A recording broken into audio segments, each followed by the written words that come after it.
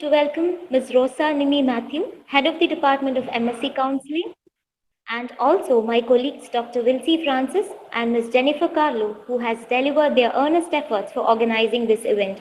Hearty welcome to all. Last but not the least, I am delighted to welcome all the participants to this webinar who with their knowledge-seeking curiosity has joined us today. Without your presence, this event wouldn't be complete. A warm welcome to all of you once again. Thank you.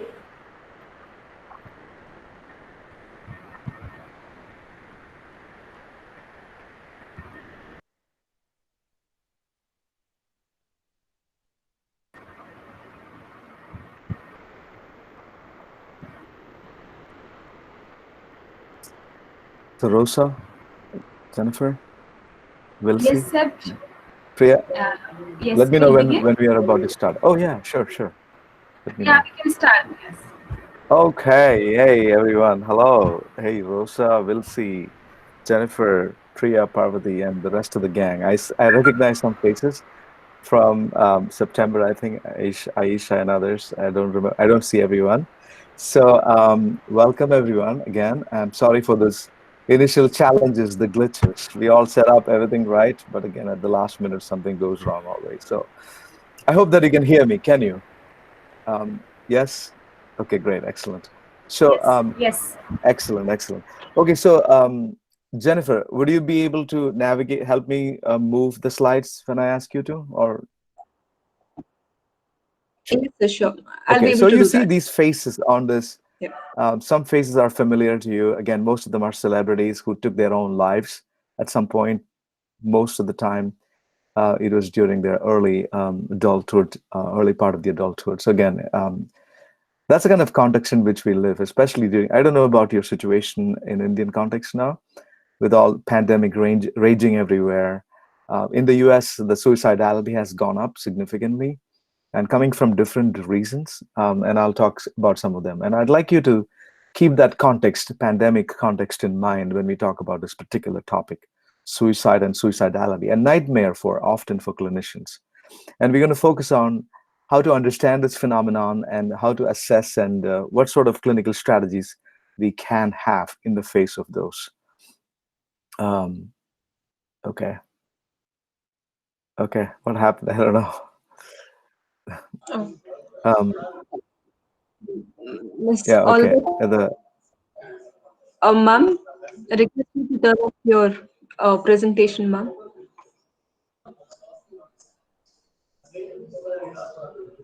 Olga, ma'am, can you hear me?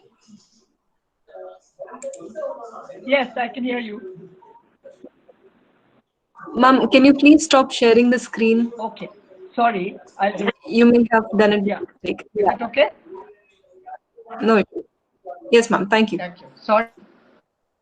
That's okay. Okay. So that's where we are now. Yes. Okay. So we can take it to the next one.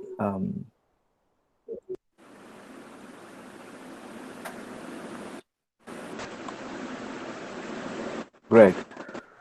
So the outline I have for you is the following. Like, what are the common therapist dilemmas when working with suicidal clients? By the way, I will send you this. I'll request the team, Roshni Nilaya team, to make these slides available probably by tomorrow or something like that. So again, I'm going to talk. So you don't have to take notes. You will have this already with you. So, what are the common therapist dilemmas when working with suicidal clients? I don't know how many of you have worked with suicidal cases, especially when people are suicidal ideation is present. How do we understand as clinicians suicide, the phenomenon of suicide? What are our attitudes and approaches to clients or patients with suicidality? How do we get information about suicidal clients' ruminations about this? How do we get the right kind of information? That's an important factor we will consider. And most importantly, how do we formulate clinical judgment about this? And how do we document? I don't know about the Indian context. In the US, if a client commits suicide or a patient commits suicide, um, Usually there will be a lawsuit coming from the family or the related individual, maybe a spouse or the family members. So again, how do we formulate clinical judgment and documentation is extremely important part of the whole thing. And what kind of treatment program that we develop, and how do we respond to suicidal crisis? Often clients with that kind of suicidality, there could be a crisis. So how do we respond? Those are some of the areas that I want to focus on tonight, and some concluding remarks. So again, we'll come back to each of those in the course of today. And probably again, by the end of this, you'll have time to ask me questions towards the end. Okay, we can move to the next one, Jen.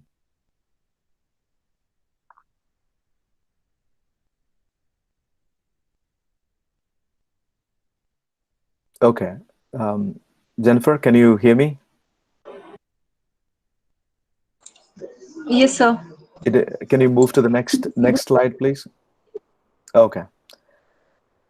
So common dilemmas I don't know how many of you have experienced working with a client, or how many have you worked with a client who is contemplating on suicide.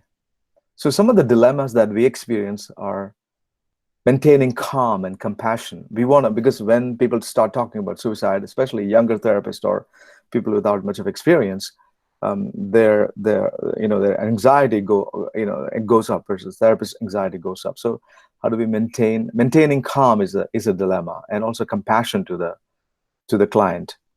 Being aware that individuals at risk will not tell us until we ask them. I want to emphasize it as we go along. We need to ask them directly and early on. I'll talk about that in the next few minutes.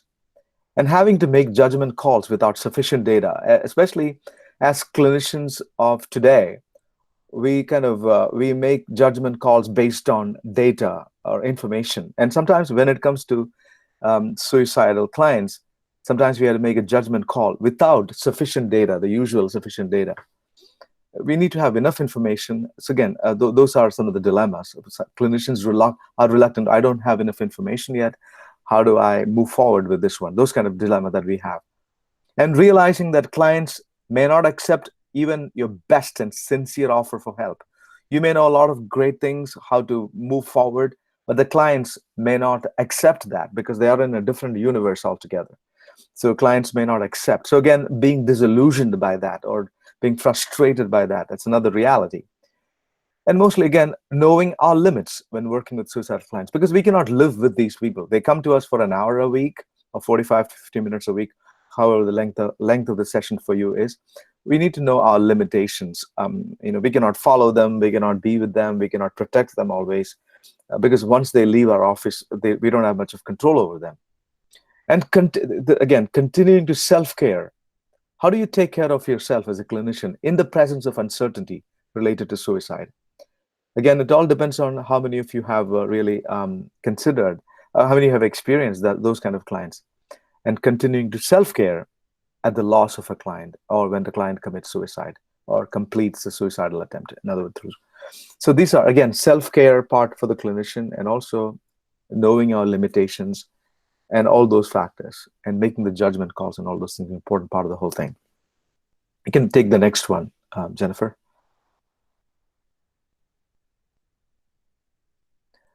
Okay, so I stated about 7 dilemmas, maintaining calm and all those things, the listed things. My question to each one of you, just to think about, is how do you experience this dilemma in your clinical practice? Or what sort of dilemmas do you have when you work with a suicidal client? What thoughts, feelings, and questions do you have about those kind of situations? And in your community, especially during these days, what are the predictors of suicide and suicidality? In other words, like, can you take a few seconds to write it down? You don't have to speak anything now, but again, I'll come back to that to the end. So what are the sort of dilemmas that you experience? I cited about 7 of them. And what are your specific dilemma? And I want to address it as we go along after presenting what I have. So you may have some sense by that time about this phenomenon. Okay, next one, please.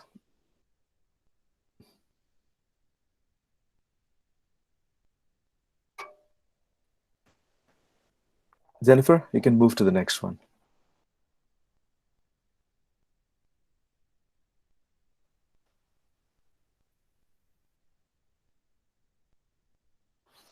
Okay. So I just want to give you some statistics from the global context.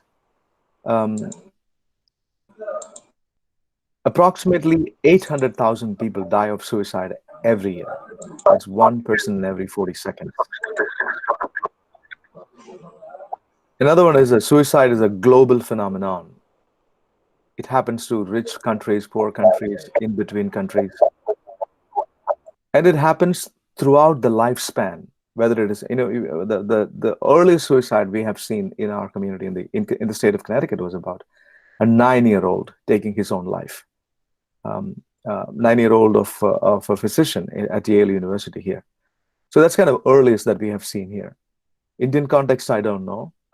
Even older people in their later development, after their partner goes, or after through death, or a desperate situation arises. So those kind of, again, suicide is a global phenomenon. It occurs throughout the lifespan, young, middle-aged, old. It happens at every time. Suicide attempts are up to 20 times more frequent than completed suicides. Again, 20 times more suicidal attempts than completed suicide. That's, again, these are the facts that we know.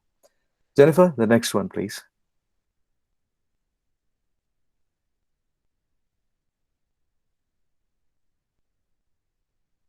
In the last 45 years, suicide rates have increased by 60% worldwide, according to World Health Organization. And this is one of the leading causes of death among the age group of 15 and 44 years old. So again, we talk about college years, college population, university population. It's a high risk factor for them. Suicide is usually, again, it happens in different times of the life. I have seen when the exam results come out, people that goes, it spikes in some big ways, or a loss of a job, or those kind of things again, or a love failure. There are different events that precipitate this particular reality. So again, suicide is one of the leading causes of death. Next one, please, especially for that age group. Suicide accounts for more annual deaths than homicide, AIDS, car accidents, and wars combined. Again, that's kind of, again, the latest data that we have. Suicide as a factor, it exceeds all the other combined factors. India and China account for 40% or more of the 800,000 annual suicide deaths completed year globally. Again, India and China they are kind of highest level. Again, we are about over 40% of the world population together. Estimated 25 million annual suicide attempts and 140 million annual suicide ideators. Again, a lot of people come to us clinicians with suicidal ideation. That's about 140 million.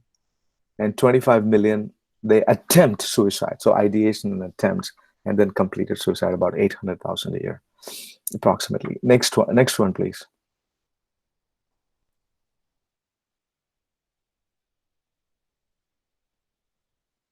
Jennifer, can we move to the next one?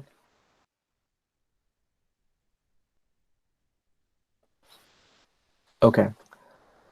So again, when you look at the root cause, often we find mental disorders, particularly depression and substance use disorders, which explain about 90% of the case of suicides. So again, people have the comorbidity, co-occurring disorders, related factors when it comes to suicide, the precipitating event of the suicide.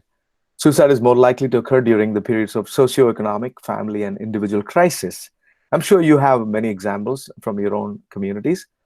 Like, for example, when somebody loses a loved one, we see suicide spikes, or loss of employment, especially during these days in the US. I don't know about the Indian context. And I was talking to some folks in Madras, Chennai, about in the beginning of the pandemic in June and July. Around that time, people were losing their jobs, so people had to work, take a huge pay cut, and they could not meet the bill. They could not pay the bill. They could not pay the bills at that time. So loss of employment, or loss of honor. often that happens a lot, like when your dignity and it's lost in the community. There's a shame come to your family, or not your family, but again, people who experience those. Those becomes, as I mentioned earlier, suicide is more likely to occur during those times. Next one, Jennifer. Suicide is a leading cause of death for the age group of 15 and 34. We talked about that. And I'm talking about, I don't know about the Indian context now. Again, most commonly used suicide methods in the US are people use their firearm. And pretty much everybody has a gun here. So again, firearm, 50.6%. That's kind of a huge thing. Suffocation or hanging, 27.7%. And other means like taking pills and other stuff, or drowning and all those kind of bunch of things. So again, depending on each community, I was looking at some of those data from the Indian context. It varies from state to state. The sources, what are the methods people use to commit suicide? Again, look at your own community's situation. What sort of things people do? Suicide profoundly affects individuals, especially the couple member, when the spouse takes his or her life. That affects the person and their family's children. Workplace, again, you all of a sudden you lose your colleague. It has happened to me. Our neighbors, we didn't even think of them. They were suicidal, and even the society is kind of contagion of suicide. We talk about in the U.S. When one suicide happens, again, there are a bunch of other factors coming together. People, especially on university campuses and all, we talk about suicidal contagion, kids. So at the time, the university's clinics are open to address all these crises. 24/7 kind of suicide clinics open up. The economic costs associated with suicide and self-inflicted injuries are estimated to be in billions of dollars. Again, it's a huge loss, and people struggle with it, and all those bunch of things. And surviving family members suffer the trauma of losing a loved one, and also may themselves be at a higher risk for suicide or associated emotional problems. So basically what we are saying is, when somebody commits suicide, it affects that whole system in some ways. The family, the couple system, the children, the workplace, the friends, the community, the neighborhood, all those. It happens in all kinds of ways. So again, it's a cost of suicide is pretty enormous. Next one, please.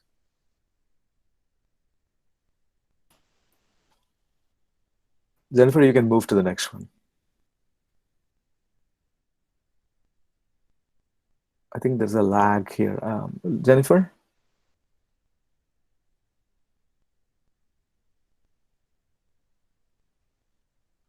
Hello, Jennifer. Can you move it forward?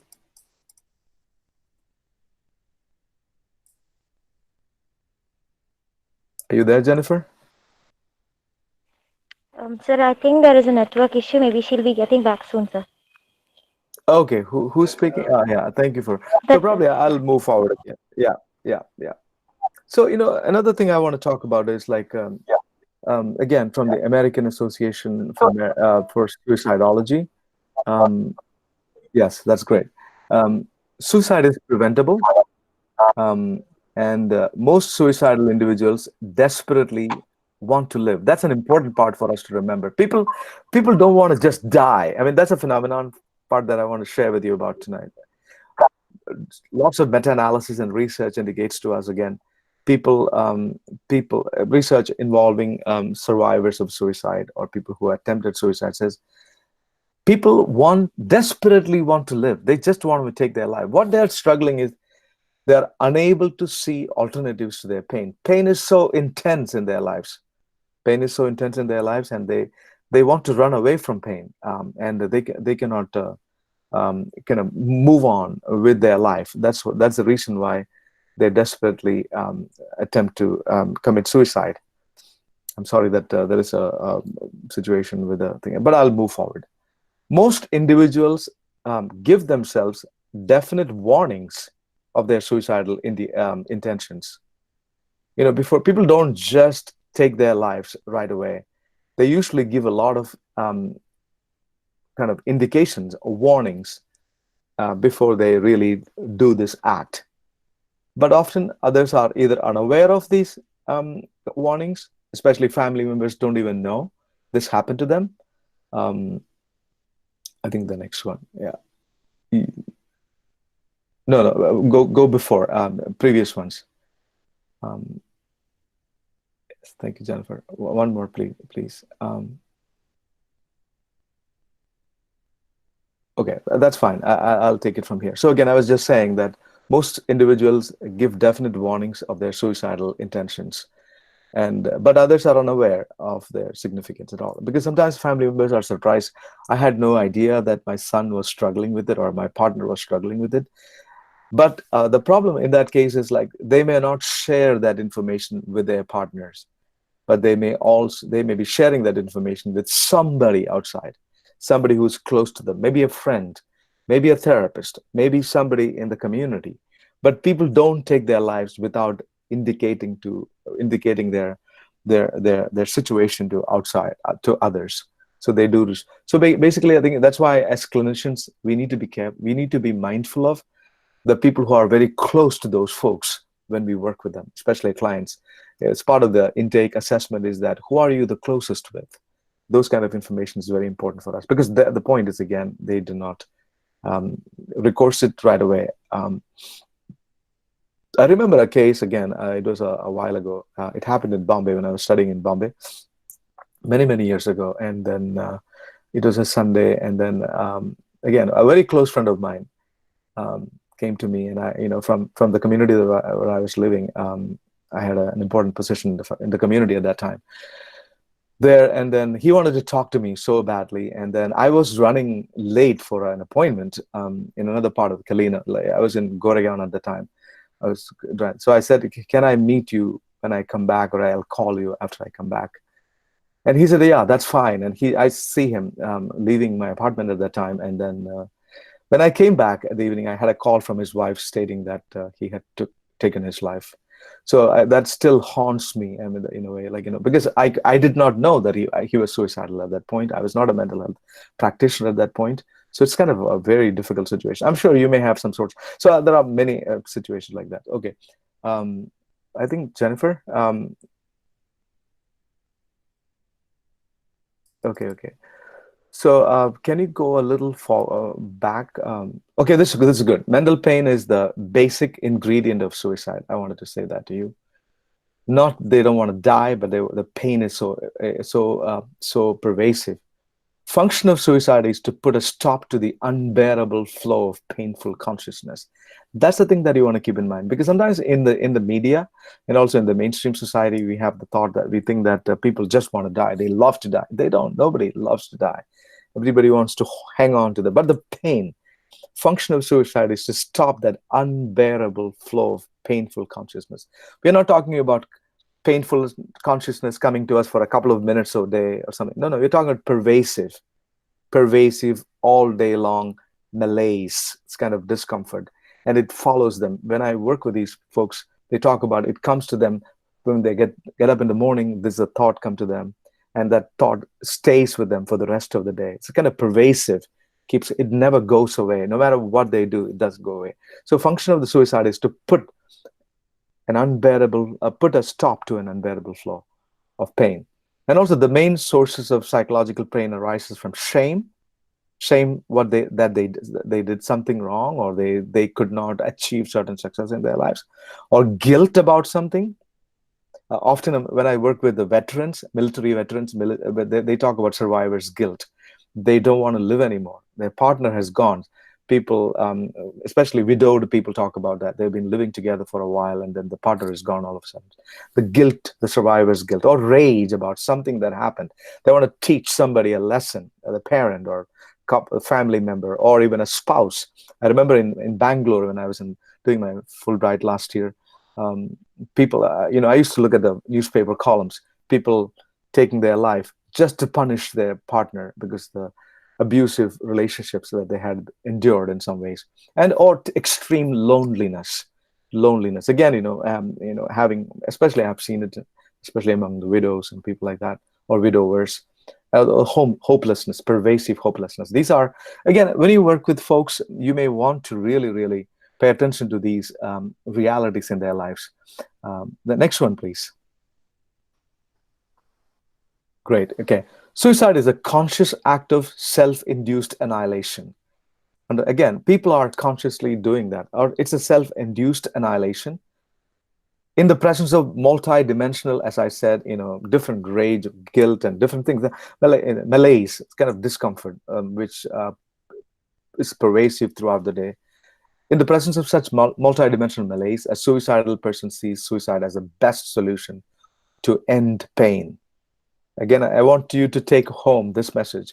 Suicide is not a movement toward death, but a movement away from intolerable emotion, unendurable pain, and unacceptable anguish. It's not a movement towards death. For me as a clinician, this is the best and the most important realization as a clinician. As I said, they don't want to die. They want to move away from pain. Pain is so, they think that nobody can, eradicate that pain. And they reach that kind of state in their life. Clinician needs to fully consider suicidal person's perspective. That is, what may seem tolerable to the therapist may be totally intolerable to the patient. Always remember that. We live in a different universe, because although we may know a lot about the client, but still that the client is operating from another universe. So again, we need to fully consider that perspective. It may not make much sense, because I had a case, I'll come back to that in a second. I had a client, she had everything going on. She was about 27-year-old. I don't know whether I told you about this in my last presentation a few months ago. And she had everything going on. From an outsider's perspective, brilliant girl, had a great job.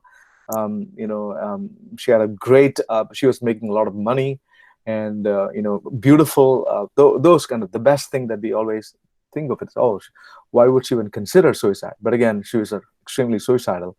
So again, there are different facts. Outside world may not even understand the kind of pain they may be going through. And again, as clinicians, we need to understand what are the major predictors of suicide. Again, look at your own communities. And I want to share some. Previous suicide attempt. That's an important factor.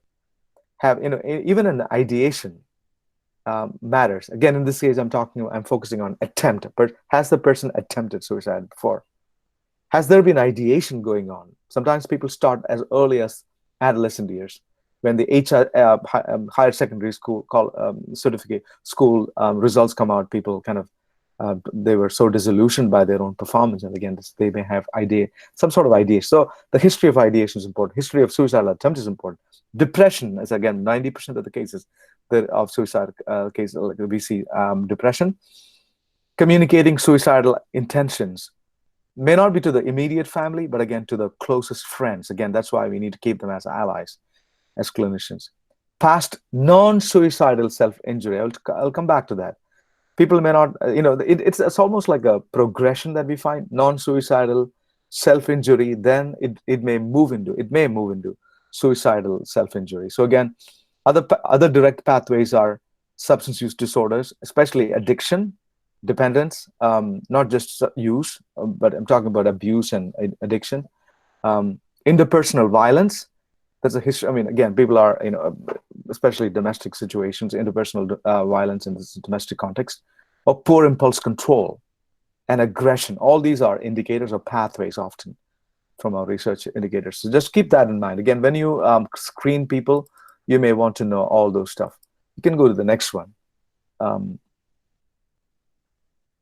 Okay, so I'll move on to the next one. Again, suicide is the leading cause of death among the youth. As I said, in the US, we have about 5,000 completed suicide a year in the US. Indian scenario is different. Again, West Bengal is a high place. It's a context, especially. It's kind of some interesting factors. I was looking at some of the data recently. Again, detecting suicide risk among college students is difficult. Most of you work in, or some of you are in, most of you are in college. And some of you may be working with college population, those who are clinicians here in this room. Again, detecting suicide risk among college students is difficult. You know why? Because most of the measures or the psychological survey instruments, depend on self-reports. And often college students do not report those on the self-report measure. So probably we need to I'll address it towards the end, some behaviorally focused measures that we need to develop, or we need to have. There are some already. Those who struggle with suicidal ideation do not seek help. due to a phenomenon called help negation, especially when you are young and smart and all those things. They think that what self-negation means is that they try to avoid all help because they think that my situation is so hopeless, nobody can help me. Or there's a sense of pessimism or even a doubt that effectiveness of any of the intervention. So even the best clinician cannot help me. So they kind of, we call it help negation. They think that nobody can help me. So that population, that's why that between age of 15 to 44, that age range is pretty a difficult group, the difficult cohort when you work with them, especially when they show depression, past suicidality or ideation. That you have to be very, very kind of cautious of that particular population because there is a phenomenon called help negation. You can move to the next one, Jennifer. Before again, I want to talk about a little bit about defining terms. When you work with this population, we need to be very precise, and we need to know the definitions of what we mean when we talk about things, and also we need to know the statistics, and understand what it is like, what it feels like, suicidal. Again, with a bunch of things that I can talk about, and also especially know the risk and protective factors in the life of the client. So I'll come to each of them. Jennifer, you can move to the next one. In terms of, in terms of defining terms, we need to be very precise in documenting and also understanding. There are non-suicidal self-directed violence. Non-suicidal. They may be hurting themselves, but again, they are not suicidal. They're cutting, sometimes in some cases, or those are the things. And in some cases, there are suicidal self-directed violence. People do it with the intention of hurting, taking their life. And there are some cases, their attempt. They may go, they think that I can go this far, but I won't go all the way, but they may attempt it and they may stop in between. That's kind of interrupted self-directed violence. Either they stop it by themselves or somebody comes and saves them, or they get the help they need. So again, there are different, so we need to be mindful of these four scenarios. All those who hurt themselves are not suicidal, and some people are suicidal, and with that they hurt themselves. But some of them may attempt it in some ways, but their intention is not to go all the way to, because they don't have the courage. They may back off, in some cases through self-interruption, or they get the help that they need. They call for help. So again, we need to have those kind of clarity, those factors in mind. And you can go to the next one.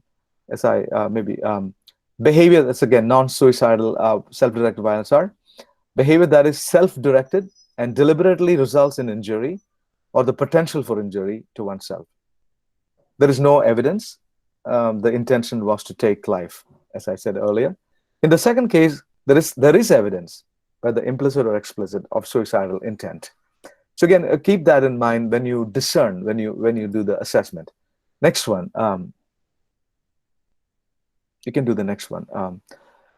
There's a video which you can play at home. I don't think we have time for that. This is a very important video for you to pay attention to. Because of the lack of time, I'm not going to play it here. You can, when you get this presentation, tomorrow or day after, you can play it.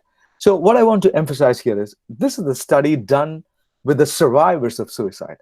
Those who attempted, almost got there, but something happened, interrupted them, or somebody came to rescue them. So the voices they talk about are they often talk about anti-self thoughts. They hate themselves so much. And that is so intensive anti-self thoughts. Provocative in the sense it's an important piece. Again, there's a self-provocation coming from deep within. They hear voices saying that, why don't you take your life? People talk about that stuff. Sometimes people talk about it. It comes to me in the middle of the night when nobody's around me, when I'm away from everything. That comes to me. The provocative, ruminating thoughts come to me, and it is pervasive. Pervasive means not just a few minutes. Sometimes thoughts come to us for a few seconds, for a few minutes, once a year or something like that. We are not talking about that. We're talking about the whole day, the entire day, or half of the day. This thought, intrusive thought, self-destructive thoughts. These folks always talk about those kind of people who are really getting on the verge of committing suicide. So that's an important part. Again, anti-self-destructive thoughts, which are intensive, provocative, ruminating, which is deeper coming through, pervasive. Although suicide rates are higher among females, completed suicide rates are pretty high among males. Again, that's an important factor for us to think about. Um, um, Lethality of suicide attempt is greater among aggressive or violent youth. Some factors you already know. Again, when people are younger, they take much more aggressive measures. People who seriously consider suicide talk about the presence of, they talk about the presence of recurring thoughts and encouragement to self-destruct. I think that was a fascinating thing. I was part of a larger study in the United States. Again, that they talk about these thoughts. There's something taunting them, something making fun of them from internal sources. Again, they hear voices, and that's an interesting phenomenon. I would say it's kind of psycho-spiritual factors there. When you get into those kind of dimensions, it's not always psychological. It's all there's another dimension that we are entering into. That's what we've been seeing here in the U.S. Again, people who seriously consider suicide talk about the presence of recurring thoughts and encouragement. Encouragement not from the family often, but again from in the internal sources. It comes from them to self-destruct. They make fun of them. Why don't you? Aren't you a coward? Why do you stay alive? Those kind of thoughts come to them. Veterans talk about that when I work with them. And there are some of the common risk factors for you to think about. When you find any of the list, this list will be made available to you. Again, mental disorders, especially mood disorders, schizophrenia, anxiety disorders. Those are all huge factors, risk factors. Substance use disorders, especially abuse and addiction. Abuse is like where you still have some sort of control over it, but addiction means you tipped over. There's no going back. Again, you have lost the will in that sense. That's what according to NIH research and all. So substance use disorder is a huge factor. Pervasive hopelessness. Think of the hopelessness, experience of hopelessness. My life is wasted. I have nothing else to do, and I lost all chances in my life, and there is no ray of hope in life. And those folks usually kind of self-isolate themselves. Or the history of trauma. Again, among the veterans, we see that people who are traumatized, they think about suicide. So that's a risk factor. And a history of abuse, sexual abuse, physical abuse, all those factors we see in many of the couple cases. Major physical illnesses. They were diagnosed with something, a terminal illness, for example. I had a professor of mine when I was doing my studies during one of my zoology professor, young fellow, 32 years old, and he was diagnosed with terminal cancer, and then he took his own life. It was kind of shocking. And also, major physical illness is another when people are diagnosed with that. Previous suicide attempt, they have done it before, not succeeded. And again, suicidal ideation has been for a long time. Or family history of violence, suicide. A grandfather committed suicide, or a father or mother or whoever again. So genogram, family genogram is an important factor to consider. Job or financial, family history of suicide again. Job or financial loss. People have proclivity or tendency towards suicide around that time. Loss of a relationship. We have seen that happening. They commit, again, there are several reports from India indicating that they appeal to somebody with a love, again, their partner or the girl rejected that appeal, and then they kill her and they kill themselves. Again, we have seen in the media, often happens. Recently, we had one in Florida here, and his wife was breaking away from him because he was very abusive. And he pleaded with her not to go, and she decided to move to another city in Miami. And then she was a nurse. She was getting out of her work, and then she hid behind, during the pandemic times, a couple of months ago, in fact, she hid behind, somewhere in the parking lot, and stabbed her 16 or 17 times. They have 2 little kids. She was pregnant at that point. Stabbed her. And then she was down. She was crying for help. He got into his car and ran over her a couple of times. People are watching in horror. They could not even get closer to him. So again, loss of relationship. Again, and of course, he was arrested. He didn't kill himself. Before he killed himself, cops caught him. Lack of social support and sense of isolation. People experience all that stuff. Again, when they go through that kind of pain, the malaise that I was talking about. or sense of isolation, that people take their own life, or stigma associated with asking help. They are so proud and they don't want to reach out for help. They don't. They again, these are shocking factors. There was I mean, again, I was talking to you about a young girl I had in my clinic practice. She was again extremely bright girl, brilliant, and then she had a great job, an engineer in a company here, I won't mention where it is. So again, and everything was going on for her. And then that night, I knew that something was wrong, and she came to us, and then she talked about, she was very happy, as if problems were resolved in her life. That's the impression. It's about 7 o'clock, late evening session that we had, me and another co-therapist of mine. And she presented herself as she was unusually gleeful, happy, very. So again, we were kind of suspicious of that. Why? What changed? Nothing significantly changed. Then she told us she gave away her pet that afternoon. She didn't go to work that day, and she wrote some notes to her friends. And she was saying goodbye to people at that point. She was very happy, and she was resolved when she came to us. And then I asked her, what plan do you have for tonight? She said, she told us a clear plan. I'm going to go back home tonight after the session, but I wanted to come and say goodbye to you. I'm going to go back to the session.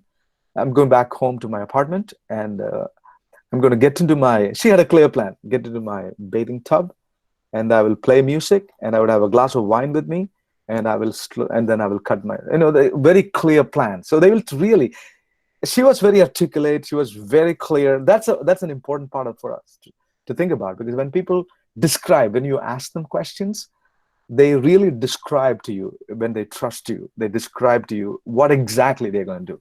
So again, she talked about her lack of social support and sense of isolation in the community, what she was going through in her life. I mean, she lost one of her relationships recently. Of course, thank God she did not. I had to call the psychiatric at the Yale University Hospital, close to us here, and about 3 miles from my clinic at that point. And then we called for help, and the cops came and took her. And because that's kind of, as a clinician, we could make that call. And she was so mad when the cop came to take her to the psychiatric ward. She said, I trusted you, all those kind of things. Again, so we have to make that judgment call to protect life, because I was pretty sure that if she were to go home by herself, I asked her, can you call your dad or somebody to come and take you? No, my dad won't come. Can you try that? She said, no, I don't want to go with that. So she was pretty determined, and she was an adult. I could not do anything about that. So I had to call for help. So again, a person who experienced deep, social isolation, sense of isolation. Next one, Jennifer, you can move to the next one. Okay, so other risk factors could be high levels of family conflict. Again, this is from a clinical observation. I'm sure when clients come to us, when they talk about high family conflicts, that's an indicator. That's a risk factor right there. Witnessing and experiencing family violence. Children talk about that, especially adolescent children talk about, I'm so at home, I feel so unsafe. My dad and my mom are constantly fighting. They're hurting each other so badly, mostly dad towards mom. Experiencing low levels of family support. They go through very difficult. I was in a case consultation from Bombay, and they were talking about that. Family. She was paranoid, of course, for many factors, and many factors. People are out there to get her, and family's not supporting her. All the mental health professionals kind of could not help her in any way. So she was in that kind of situation. So experiencing low levels of family support or other support, being divorced or widowed. We have seen that. I think I mentioned to you about that. When people, when at the time of divorce, if it is a contentious divorce, people talk about, it shifted to some. So when divorce is another important time when people really contemplate. It's another risk factor. Or suicide contagion that we talked about. I think Jennifer will come back to us soon. So suicide contagion, I said, especially among the youth. If a friend takes life, especially on the university campuses I have seen, Then there'll be contagion. Usually it's kind of one or two happens, or attempts happen, or being discriminated. In the US, we have seen that, experiencing discrimination or being bullied. Kids talk about it in the Facebook and all. Being bullied, another one, or experience of alienation, or people feel alienated in their own college communities, ragging and all kinds of stuff. Any sort of alienation or humiliation that leads to kind of suicidality, or experience of helplessness, extreme helplessness. That's another factor. And I'd like to ask you, do you think any other things that you can add? So I talked about family conflict, family violence, low levels of support from the family or others, suicide contagion, being discriminated, alienation, experiencing alienation in the workplace. For example, sometimes people will say, I feel alienated in my community, in my workplace. People don't talk to me, people isolate me, people alienate me, people, make fun of me behind my back. Or knowing the fact that I lost my job and I cannot go back to my partner and say that I was laid off today, those kind of things again, or experience of any sort of helplessness. Can you think of any other risk factors from your own community? That's what I wanted to ask. Again, write it down, and probably we'll have time to talk about that. Jennifer is coming through. So I also want to talk about, we talked about risk factors. What are the risk factors that you see in your community? Risk factors that may precipitate or facilitate suicidality. And oh yeah, that's thank you, Jennifer. We can move to the next one. Let's talk about the protective factors. What are the protective factors? Again, from our clinical observation, we find deep spirituality is a protective factor. Often people talk about that spiritual resources, in spite of the tragedy in their lives, people with deeper spirituality are able to reframe. Cognitive reframing happens for them. They can, again, strong and supportive family relationships. Family relationships, again, cohesiveness in the system is is a protective factor. So as family therapists, we try to create all that stuff, especially when you work with adolescent population. So family therapy is very critical for that kind of group of people. Sometimes family may not even know what's happening for the individual. So again, creating conversations within or any supportive relationships. Higher levels of family cohesion, family togetherness, and family organization is a protective factor. People from those backgrounds usually are resilient. Again, as clinicians, we need to pay attention to those. Consistent participation in organized religious or spiritual practices. Again, that is another protective factor. Again, it's not just going to church alone, or temple or mosque or synagogues alone that protects. But again, this deep spirituality or spiritual practices really help a lot. Or having a community presence, like in a supportive community. That's what usually religious organizations offer. When you are associated with the community, you may have a relationship within the community, friends and other people. Or peer support and community connectedness. I don't know about you, college folks. During these times, students are not able to socialize with each other, because often many students are, one of our research projects with Christ University that I'm doing, a doctoral student is leading that research project. Again, what sort of peer support they experience during this pandemic? What sort of risk factors do they experience? So I don't know about your experience in Roshni Nilaya and beyond. Do you think that your own college population, the college students mostly, socialization for them is extremely important, especially on campuses with their same age group and all.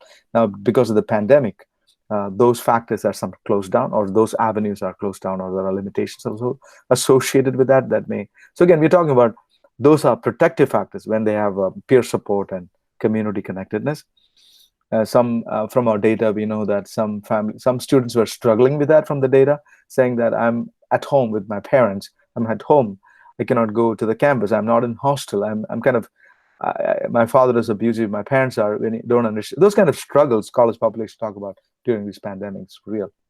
So it could also be protective factors if there is consistent support from the family. And of course, absence of any risk factor also is protective factors. Again, we talked about a bunch of risk factors early on in the previous 2 slides. Okay, let's move to the next one. And I want to talk a little bit about I'm looking at the time. Um, I want to talk about some of the myths associated with that. And again, American Suicide Association of Suicidology is a very important resource for all of you. They talk about some of the myths. Myths in the sense, in the mainstream community, there are many myths, but clinicians, we know better because those myths are not real. But some clinicians do believe these myths. But again, I want to talk about that from the perspective of American Suicidology. So one of the myths is kind of suicidal people just want to die. We talked about it earlier. So the fact is, most of the time, suicidal people are torn between wanting to die and wanting to live. Most suicidal individuals do not want to die. They just want to stop the pain, psychological or emotional pain. So that is one factor we ought to keep in mind. People are not dying to die. They want to live. Next one, Jennifer, we can do the next. We talked about this part already. The next one is people who commit suicide do not warn others. That's not true at all. That's a myth. There's a lot. I mean, they may not warn their immediate family member. They may not warn people who they live with often. But again, that means they don't trust them to share this very crucial information. But they do tell people. 8 out of 10 people who kill themselves give definite clues to their intentions. They leave numerous clues and warning signs to others, although clues may be non-verbal or even difficult to detect. Sometimes people family just say, he's trying to get attention. They're just it doesn't mean a thing. Or partner would say, she talks about it all the time. Or, they they take it lightly. But there are signs, we cannot, that's why in the US, we cannot take even a light remark about it by a child or a teenager or a partner about it. We are especially in the clinical context, as clinicians, we need to really get to the bottom of the things. Next one is people who talk about suicide are only trying to get attention. That's a myth often. Even in the mainstream media, they talk about it. Fact is that few commit suicide without first letting someone know how they feel about it. Someone. Who's that someone? That's an important factor for us as clinicians. May not be their immediate family members, as I said earlier. Those who are considering suicide give clues and warnings as a cry for help often. And they over 70% who threaten committing suicide either attempt or eventually complete it. Again, 70% attempted before they complete it. The next one is, again, don't mention, it's a funny thing. Funny means it's a sad and funny at the same time. I was talking to one of the, I won't mention where, talking to one of the college officials, an important person in the college who could make changes in policies. And I talked about prevention programs on college campuses. At that time, that high officer, that like I won't mention, it's happened. It's just very sad. It shows how oblivious some of these authority figures in the college campuses are. He said, don't mention suicide. Don't even talk about prevention programs because it will plant an idea in their minds. If you talk about suicide, they will think about suicide and they may do it. So that's why even parents talk about it. Like, we don't want to talk about suicide in our family because if we talk about it, they may get the idea, or I don't want them to watch it. So that's not true at all. Again, that's a myth. American Suicidology tells us very clearly about many depressed people have already considered suicide as an option, even before you talk about to them, even if they have considered it already, because the pain is so much. So discussing it openly, in fact, helps the suicidal person sort through the problems and generally gives them a sense of relief and understanding. That's exactly what happens in therapy session, right? When we create the space, they are able to share that, malaise, share that pain, and that sharing of that pain precipitates or facilitates comfort for them. That's exactly what they're looking for often. So, it's sometimes people are objecting to this talking about suicide is because they are so anxious about it, so concerned, so worried about it, or they have their own issues associated with that. They're afraid of that topic. That could be it. Again, talking about suicide does not cause someone to be suicidal. In other words, on the contrary, the individual feel relief and has opportunity to experience some empathic contact. That's an important part again. Also, I want to talk about some of the warning signs of suicide.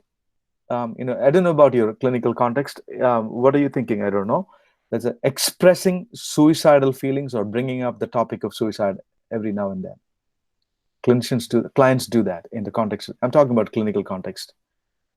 Giving away prized possessions and settling affairs. I can talk about, my client. I talked about that lady, that girl, 27-year-old coming to us. She was giving away her pet and all her stuff. She was kind of settling, and she was happy to do that because she already resolved in her mind there is no way out of this pain, so I'm going to take it. But before I do that, I want to say goodbye to people.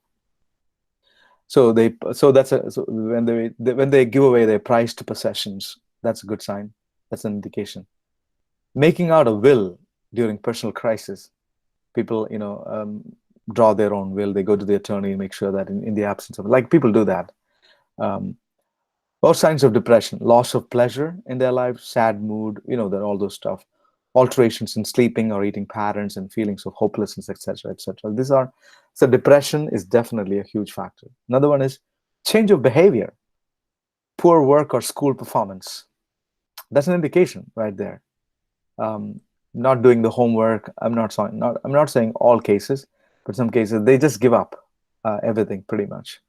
Or they begin to do more risk-taking behaviors, recklessness, driving crazily. And I had one of my friend, I had to intervene.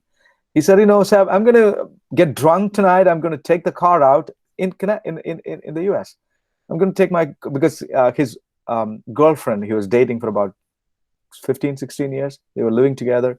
She left him for another guy. And then he said, I'm going to get drunk tonight, and I'm going to get into my car and go and drive and kill a bunch of people. Again, they become so reckless and risk-taking behaviors. Increased use of alcohol or drugs during that time. Social isolation. They isolate themselves, or developing a specific plan for suicide. Again, these are the factors that signs of suicide we're looking at. Next one. Yeah, good, great. Managing on, again, what happens when you work with these kind of clients? What sort of attitude and approach do we have as clinicians? First of all, we need to manage our own reactions to suicidality. Our anxiety goes up often. It's not very, because it's for us in the US, it's a huge. If there's a suicidal client, it's a lawsuit right there waiting to happen to us. So our own managing our own reaction to it, our own, because clients often watch us. You know this already.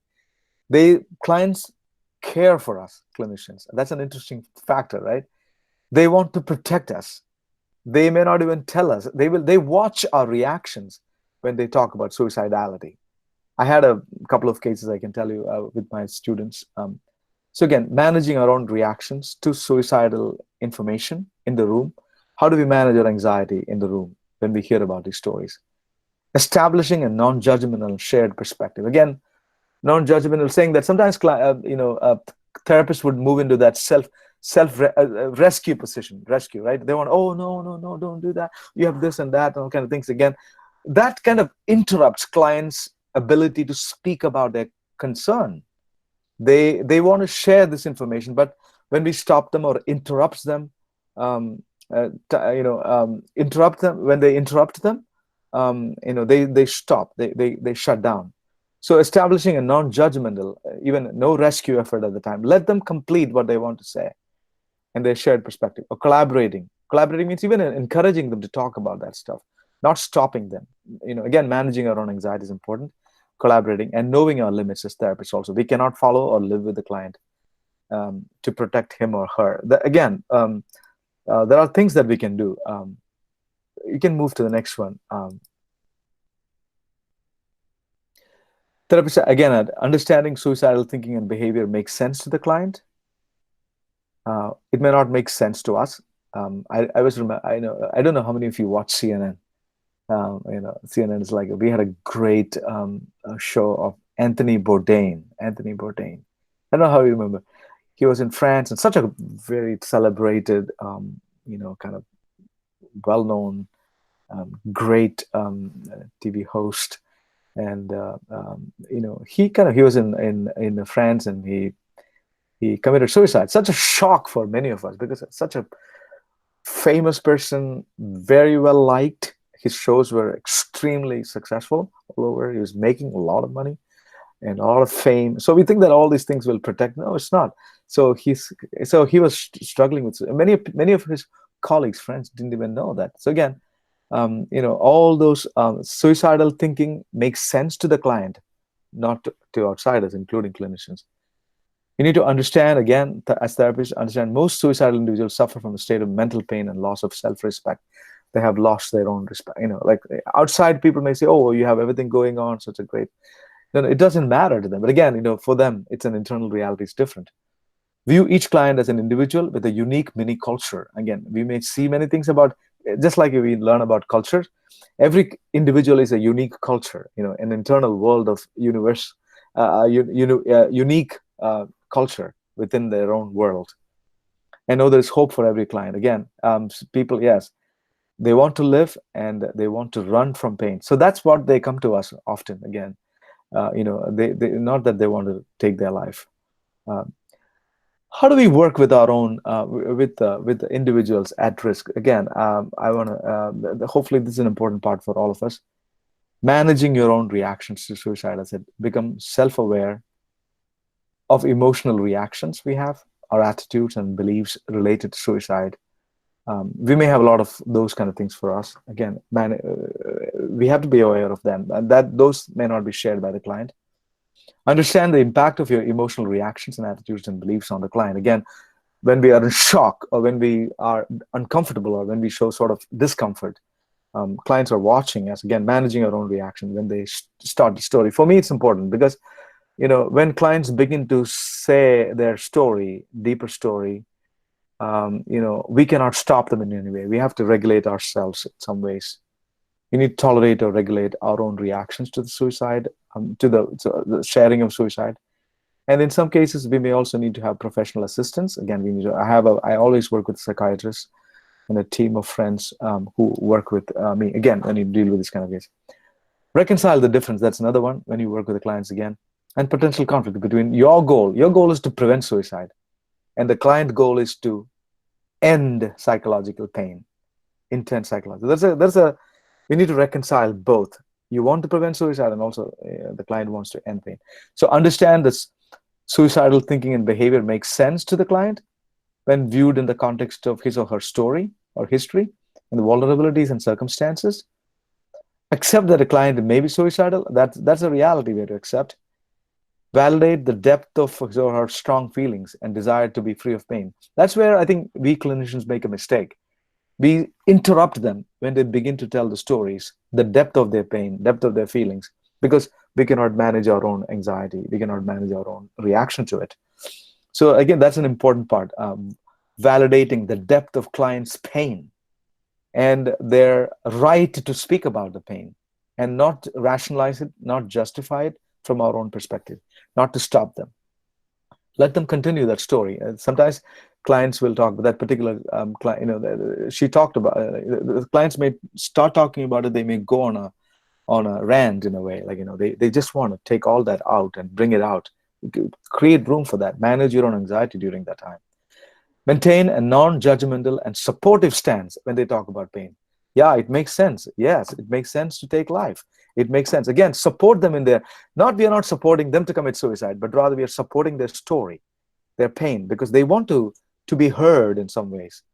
Voice authentic and true desire to help the client. Again, your commitment, and they'll sense it. They will definitely sense it. The third one is about maintain a collaborative and non-adversarial kind of stance. Listen thoroughly to attain a shared understanding of client suicidality and goals. Again, some of the videos that I'll share with you is we'll talk about that. The therapist does not interrupt the client. Client goes on and on. You ask questions. You're curious. You're not judgmental. You're just understanding. That's kind of very different kind of set. It takes a lot of training for us to be in that kind of settings. Communicate that helping to achieve solution to the client problem is paramount importance to your clinical commitment. Again, when the client knows that you are committed to them, and another things that we can help the suicidal person is through deep listening. American Association of Suicidality 2019, and also Pomple's a huge research on this one. Deep listening. Listen thoroughly to attain shared understanding. Again, about that client, it's very important. Deep listening is extremely important. That is therapeutic in itself. Validating the depth of patient's pain and the client's desire to be free from pain. Again, listening to the conversation, that's important. Creating a safe space in which client feels safe to share suicidal thoughts. Sometimes, clinicians, young clinicians would say, no, I want you to stop here and let's make a suicide contract. No, don't do that. Sometimes people are clinicians are so worried about it, they want to make a suicide contract.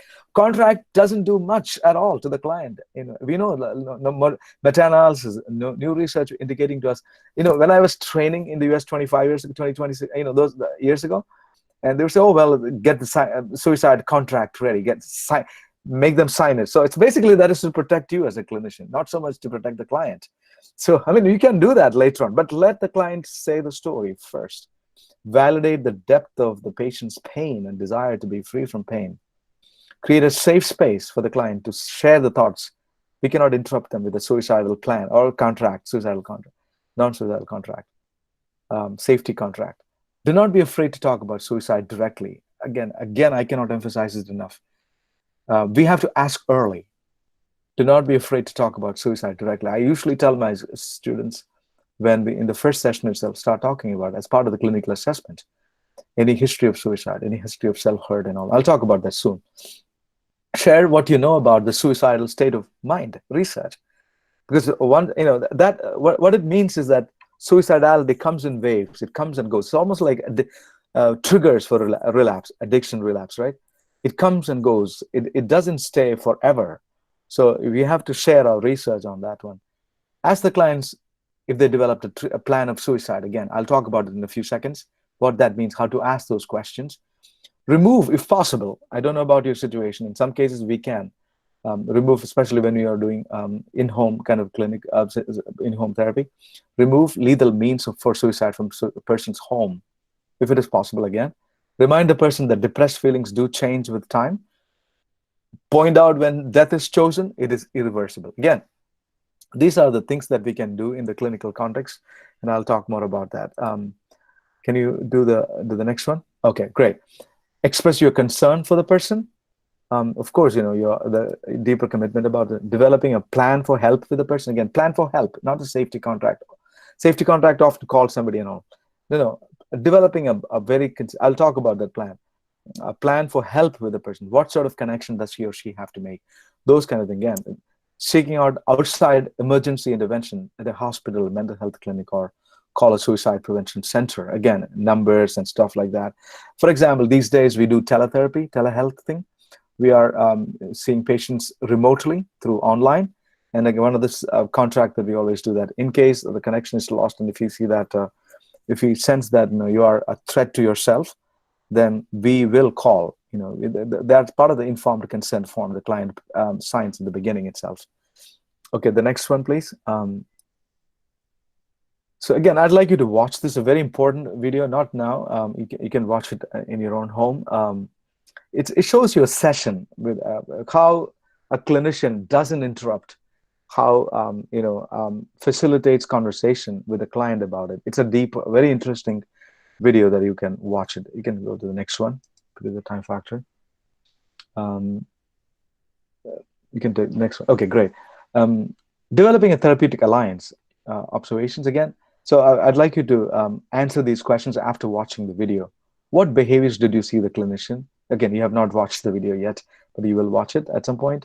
What behaviors did you see the clinician use to help form a therapeutic alliance? So paying attention to how the therapeutic alliance is formed when the client talks about suicidality. What is the clinician's attitude toward the client? The clinician doesn't stop, doesn't argue, doesn't have a different framework. None of those kind of. What are the indicators that an alliance is forming? You will see it. And what does clinicians do to reassure the client again? So very important video to watch it again. And I cannot show it to you now, but you can watch it at home. But tomorrow or day after. Okay. Next one, please. I want to give you a case scenario. The next one is about that really happened to us. Again, I'd like you to think about this question. I'm reading out the thing.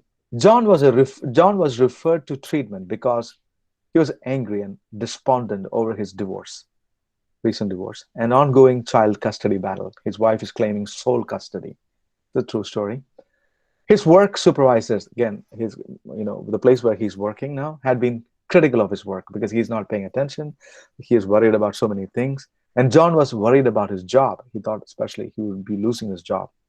Now, a little bit of history about John. As a 17-year-old, John had made an impulsive suicide attempt at that time. Now he's 34 years old.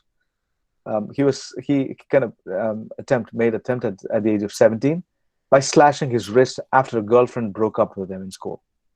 When John was 11, his grandfather, family history right there, grandfather died by suicide using a pistol.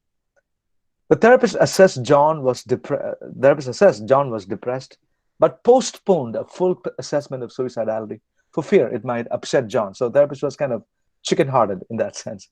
Didn't want to talk about it at that point. The therapist's argument wanted to wait to bring the concern of suicidality until they had established sufficient therapeutic relationship. So the therapist sense that. In 2 sessions within 10 days, the therapist explored John's feelings about his divorce, custody battles, and problems at work, etc., etc. He was given homework and record-keeping diary to track his anger and self-esteem. At the end of the 2nd session, John thanked the therapist profusely and said he would not be able to make the next appointment, but would call to reschedule. The following week, John did not show up. The therapist called his home and discovered that John had died by suicide, shooting himself in the head just after his last therapy session. So it happened again. The therapist was reluctant. Again, it was a case from our own clinic. What was the barrier for the therapist to asking directly about suicide? My question to you, think about it. Therapist knew something was wrong, but he was, or she was in this case, reluctant, kind of waited for some. What are other common barriers that you see? What prevents you from asking question or asking these kind of important assessment related to suicidality when you see clients, and how do you overcome them? Again, that's the thing to think about. I wanna talk about some last things before I want to ask some questions at the end. So again, these are the things I would ask you to do. Again, next slides, please. We need to get the right information early on. I would say, if you are seeing any client for that matter, assessment of suicide assessment is an important factor. I would say ask early, don't wait for a long time. Again, I will ask this question because it's very uncomfortable. No. If the client has already talked about it, already thought about it, by the time they come to us, if there's a history already, and probably you want to ask early and early in depth about getting the right kind of information. Ask early, don't wait, because you may not get a chance again. It doesn't shock the client, of course not. Often, if they are serious about this, there are ideations there. They would not be shocked by that. They will not be reluctant to tell you what exactly, unless you are not regulating your own emotions, as I said earlier, if you're shocked and all those kind of things. Get the backstory. What motivates them? What is the pain? What's the story of pain behind it? Ask directly, not indirectly. Sometimes I see some of my students, younger students or inexperienced students, they are very indirect. They kind of they trepidate, they kind of skirt around it, they kind of they go slow around it. No, ask directly, especially when you see signs. Look for signs like sudden changes in the attitudes and mood of the client. Like as I said, that the young lady who came to us, she was very gleeful, she was very happy, and she was depressed for a long time. And then that particular evening, she was happy, and because she had resolved her dilemma in my mind, she was taking her life that evening for sure. Ask others. Again, that's an important part. Ask family members if it is possible, friends, because they must have shared it with somebody. Ask colleagues, medical professionals. Again, collaborative care. We talk about networking is important. We kind of we triage it. So we kind of work with a bunch of other professionals when it comes to this topic, especially suicidality. Now, these are some of the sample questions I have for you. Important questions adapted from Columbia Suicide Severity Rating Scale. Again, I adapted some of them. Severity of ideation. Some of them are they are wished to be dead. There are non-specific active suicidal thoughts. So a bunch of them. If you want to know about, some of the questions could be: have you ever wished you were dead, or wished you could go to sleep and not wake up? You can ask that question in some ways as an assessment. Have you actually had any thoughts of killing yourself? That's a direct question. Have you been thinking about how you might do this? Especially when a client is in an ideational phase. Have you started to work out details of how to kill yourself? When people are talking about active suicide ideation, active plan with a specific plan, have you started to work out the details of the plan? You kind of check out with them all the time, or like each session. At the beginning of sessions, I would, especially those clients who are suicidal with a history of suicidal ideation. The next one is again, how often? So again, frequency. Again, this is an important factor for us to pay attention to. How often have you had these thoughts? So say just a couple of minutes a week. I usually go week by week, or how many times? How frequent is it every day? Duration. When you have the thoughts, how long do they usually last? They say about a few seconds. Some say it's all I think about the whole day, morning and afternoon and evening, especially when I'm alone. Just ask them that question. Controllability factor. Could you or can you stop thinking about killing yourself or wanting to die? They say, I cannot stop. I cannot get that thought out of my mind. It comes to me all the time. Deterrence. I just did one thing yesterday with one in our client case. To talk about the deterrent factors, other things or anyone or anything, family, your spirituality or religion, your pain of death. Any of these things stopped you from wanting to die or acting on thoughts of committing suicide. So the client yesterday was talking about, what deters me from my thought is my children. If I go, nobody would be there for him, for my kids.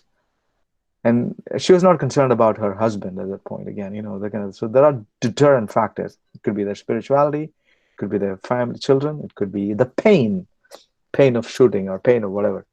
There is some deterring factors.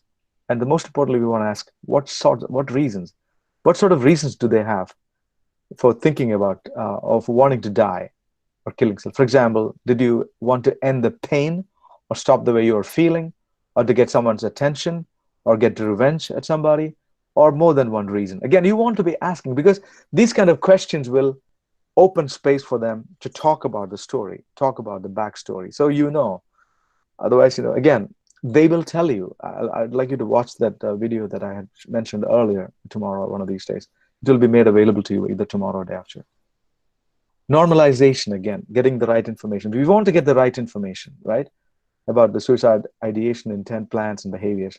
Normalization is gently lead into discussion of a sensitive topic.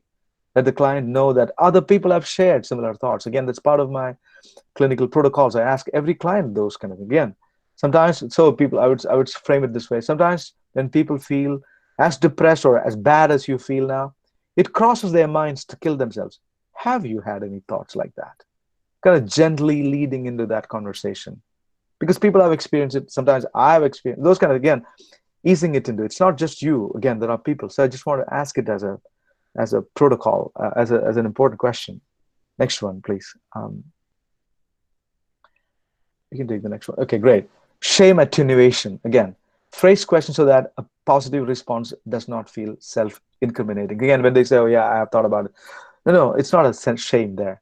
Use a non-accusatory tone by asking from the framework in which the client can have the rationalized approach. Again, with all the pain you've been having, has it crossed your mind to kill yourself? I asked that question yesterday again to her, and she said that. You told me that you are highly opposed to suicide because you're a spiritual person, but I'm wondering, with all the immense stressors and pain you're actually experiencing, have you ever, or did you have some thoughts of suicide, even a fleeting? Again, just kind of you're opening that conversation in a way, making sure that is discussed. I would tell you, those questions are powerful questions when you really try them in the context of the therapy. And also behavioral incident. Ask for specific facts, details, or trains of thought, especially when the client who's seriously, there's an ideation there. Trains of thought, following up questions with what next. The clinician avoids asking the client's opinion, or we're not asking for opinion. We're asking for exactly how many pills did you take last time when you did that? What did you do then afterwards? Instead, I panicked and I called for help, whatever. Did you load the gun? Again, that's one of the common questions that we ask in the US. Again, ask them directly, not as an opinion, but in the fact. They will tell you. That's the kind of beauty of the whole thing. And also the reality of the therapy. They will ask them directly, early, clearly, specifically, factually, and they will tell you. And symptom amplification. Again, that's another technique that we use for the information. Bypass a person's tendency to distort. Sometimes client will distort, try to do that when they are checking out on you, checking you out. Like, on the day when you are feeling the most suicidal, how much time do you spend thinking about killing yourself? 70% of the time, 80% of the time, 90% of the time. So you get a sense of the intensity. How many pills did you take? 50 pills, 100 pills? And she told me, I took almost 30 pills. And I took it in my, like one of the veterans I was working with, he said, I took it, and then my dog came running and again toppled me down, and I had to call for it. It woke me up from. Sometimes people are in a state of mind. They have to be waken up. In certain. So again, his dog came and kind of. So then he called for help and 911, and then so again, wake people up. So again, what prevented you? That's this kind of thing. Assessing suicidal client. Create a genogram with at least 3 generations, I would say. Genogram is an important package. That the suicidality in the family, depression history in the family, other risk factors that I mentioned earlier. Present a list of history of suicidal ideation. Again, attempts documented from the past sessions. Again, document everything. Again, document. Create a list of warning signs, observed warning signs that you have seen. And identify a list of past and current stressors. My job, I lost my job. There is no employability possible. One of the clients yesterday was talking about in our clinic. Nobody's hiring. I spent a lot of money on my education. I haven't even paid back my student loans, but still I have no job. This is not fair. And those kind of things during the pandemic that people talk about that. Identify a list of past and current stressors. Job loss is one, definitely. Include a list of all relevant risk and protective factors. I already gave you a list of things, risk factors and protective factors. In your clinical document, you have to list them all down in your case formulation, synthesize data into a clinical judgment. Again, present a summary of clinical assessment with inclusion of all relevant risk factors. What do I mean by that? I'm asking you to, in your clinic notes, in your progress notes, whatever you call it, synthesize all that information as part of your treatment plan. So that's what we do in the US, because again, if God forbid something happens and there's a suicidal client commits suicide, and then the lawyers will come after you. At that time, you have the documentation already. You did everything possible. You identified the risk factors, and all those things. So in other words, your notes are pretty intact. Again, that's very important, synthesizing data into a clinical judgment. What prompted you to develop that clinical judgment? Document your rationale. Always, I would say, use evidence-based practice process model, which is research-informed, evidence and client-focused factors. Like clients talking about suicidality, ideation, what you did, what sort of things that you have been doing. Document everything. It's an important part. This is to protect you also from the future lawsuits. Include opinions of supervisors, mentors, and experts. I want to take a few moments right here. It's an important factor. I always encourage my students, and also when I deal with suicidality myself, with the clients, I kind of contact I have a bunch of, as I said, I have a psychiatrist friend and a bunch of mentors, and I call them, hey, William, this is what I'm seeing in my client, this kind of consultation. And William say, do X, Y, Z. And I ask William's permission. William, can I document your name into this? So I consulted with my research partners, with my team, and on such and such date, without mentioning the client's name, of course, to the client. When I share the information with William, my team, I document everything, and I did all in my power to prevent it, to kind of to work through it. Although again, document is part of the case formulation. You need to have that. I don't know about the Indian situation. Suicide is such a very difficult case for clinicians because I think it's a nightmare in terms of court systems and other things if it happens. One of my friends, Jamie, and I won't mention the last name. She had her client shot himself, and the client left a message and shot. So again, she was the attorneys were all over the place. I mean, lawyers. She went through a very difficult time defending herself and stuff. Again, it's very important. Justify your rationale for your suggested treatment plan and intervention. Also provide a summary of the periodic evaluation of the assessment intervention. I cannot talk enough about this. This is a very, very important part. I'm coming to the end in a way so that we can start some questions. Develop a crisis response plan. What sort of crisis response plan you have? Who would you ask them to call? They may call you. You may be having dinner Saturday with your family, and the client is calling you, and I'm suicidal. What do? You cannot drop your dinner plans and leave for there. Probably, again, you have to have a plan, especially when you work with the suicidal patients. Immediate short-term, having an immediate short-term and long-term plans. What do? Work as a team always, I would say. A collaborative team with families and friends and healthcare team and spiritual resources if it's possible. Connect the client with all those factors, again, depending on the cultural permission in your community. Follow up and be proactive. Again, follow up on the cases, especially, I would say that with extreme cases. Respond to crisis, meaning to say, again, sometimes you may have to be on the phone in certain cases, not with every client. Connect plans and possible solutions of risk factor. Again, how do we increase risk factor? How do we alleviate risk factors and increase, protective factors, and also connecting. So you found risk factors, depression, past history. What sort of treatment plan do you have address those risk factors? Know the state and national laws. Again, I don't know about your state law in the state of Karnataka. I'm not sure, or beyond. Protecting yourself from lawsuits is by documenting everything, making sure that things are done, and protecting yourself from burnouts. Seeking therapy for yourself, your own spirituality, your own self-care. All those things are important part of that processes. I'm just kind of mindful of the time. I'm just going to end it here. Maybe. Okay. So yeah. So yeah. Can you move the previous one?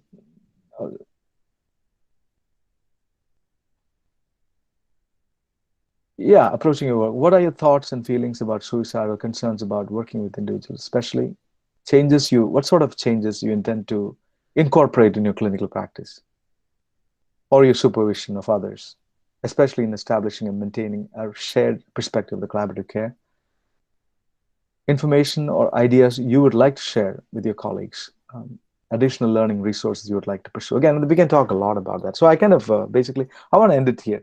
So, you will, there are some more stuff then, because of the time factor, I'm going to end it here. So I want to take some questions. Can we stop the sharing, Jennifer? So we can go to the questions, or we can read out the questions for me. Okay, what do we have tonight? How much time do we have? I'm sorry that, it's kind of pretty... We have half an hour, Seb. Oh, great. Excellent. So we can, excellent. That's good. So I hope that I can answer many things. We want to, I shared a lot of stuff, and then maybe we can ask a lot of questions now. Yeah, great. Excellent. Good. Let's go. Any comments? I didn't even check at the comment section or even people. Aisha is about to ask a question, I think. Okay, go ahead. I just wanted to know, what if I have a client wherein, say it's a couple that have come in for counseling where either of them is suicidal, but they're using the suicide as a threat to keep the other partner in a relationship. How do you show compassion towards them without, in a way that you don't offend the other spouse, because that's also abuse towards that spouse, right? A form of abusive behavior. So how do you express compassion in a way that it feels right to both of them, without saying offending one over the other? It's a great question, Aisha, as always, right? You always ask great questions, even from the previous group. Yeah. So there are a bunch of factors here, right? Again, one is potentially using as an attention-seeking mechanism. At the same time, the other person may be tired of these kind of games. Yeah. And then because of the being tired, probably he or she may be kind of ignoring it. But at the same time, from our own research and experiences, we know that there is something there going on. So some of the things that I would be cautious about, that are there any history of the previous? Again, I would say genogram with those both the couple members. Again, their family history, and then I will create the genogram in the presence of the other, the couple therapy cases. So history of any in the family, or depression, or any of those kind of risk factors that we mentioned. So that creating awareness about it. So each party will be able to hear that, and asking the other party, again, those who's always using it as a threat or attention-seeking behavior, the purpose behind it. The frequency of it, of course, is important. At the same time, the purpose. In some cases, there may be something, the intolerance. I'm just kind of speculating. I don't know the real case yet. The other party may be kind of ignoring it, and then she keeps using it, or he keeps using that. So again, creating safe space for them to share their real stories. I would even go to the extent, when there is an ideation going on, I would see them individually, not in couple system, because they may not be comfortable to share the story. So again, there may be many factors, and those factors may not always be related to the couples. It may not be because of her husband or wife or whatever. There may be something coming from somewhere else. Sometimes I had a case where it was not immediately related to the couple members. It was coming from a past trauma that person had experienced, sexual trauma, sexual abuse that had experienced. Again, so separating them or having the individual session with those partners may help us unearth or discover what was really going on. Is it related to my partner, or is it related to some other sources that I have not shared with, but I'm trying to get the attention of my partner? Again, understand the intricacies or the kind of different layers associated with that. And again, if it's a couple case and if it is relevant, again, in some cases it may be emotional violence, it's psychological violence. It may be physical violence or past history of physical violence. Again, try to do that. Use your discretion, I would say, Ayesha. When we identify the source, the frequency of the source, do the genogram, and then maybe it is something to be shared in a couple therapy context, where the other partner may begin to pay attention, begin to be more supportive. Again, it's a kind of complex process, different layered stuff. I would say frequency is important. How frequently is he or she using? Who's using this threat? He or she? No, I just hypothetically. Hypothetically, okay. Yeah. I would say again, that's gender, because then it would become a form of bias. Mm-hmm.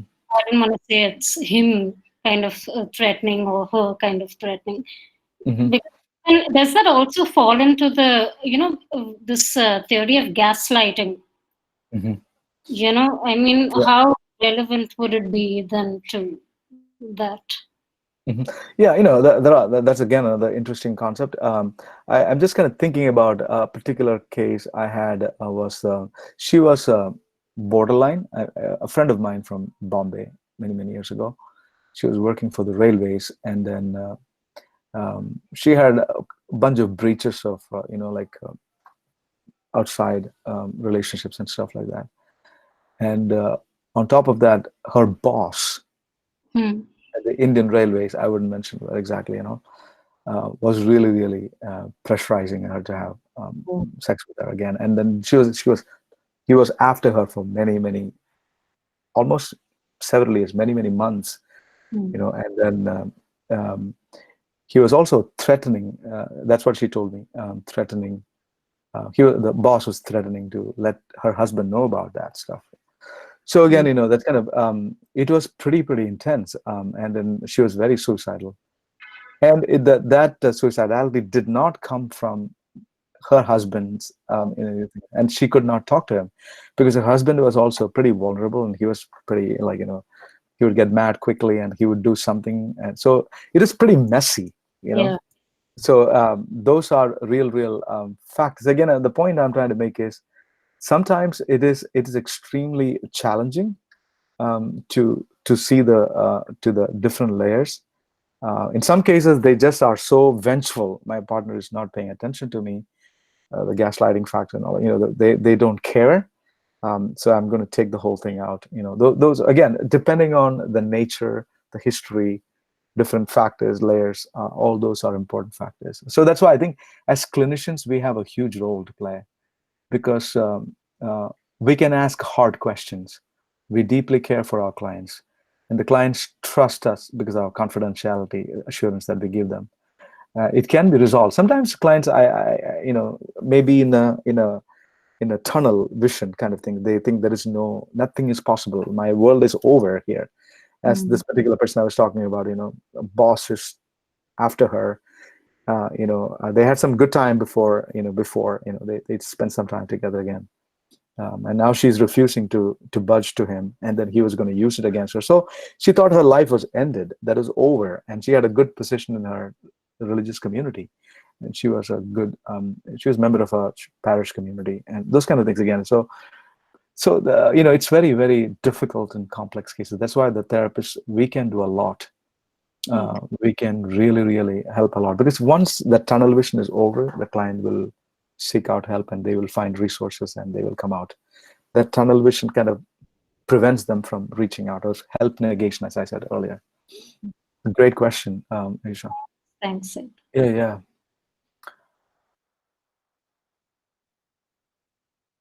Seb, we have a question in the chat box. Sure, Rosa, yeah, go for it, yeah. The extent of help the therapist can provide to a person with suicidal ideation, as Sir shared, is limited. In situation where therapists lose their client to suicide, what can the therapist do to recover from the impact? What can be done for their own mental health in case that happens?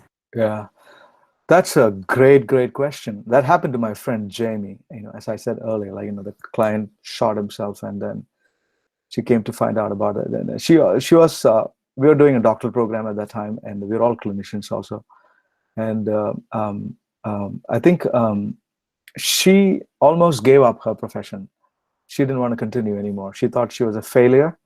So again, we take it very seriously. Again, as clinicians, right? Sometimes even physicians talk about that too, or psychiatrists talk about it too. Again, it happens to all of us, right? When you lose a client to a surgical table, or a psychiatrist losing a patient, or clinicians like us, psychosocial professionals losing it, that is a deep impact. And I would say therapy is definitely important.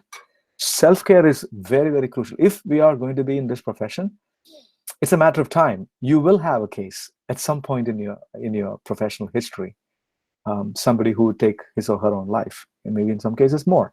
So I think we have to be prepared for that. So self-care is very, very critical as a prevention mechanism, and also after the fact, support groups and taking time off in some cases. People sometimes they think about their profession, they give up their profession in some cases.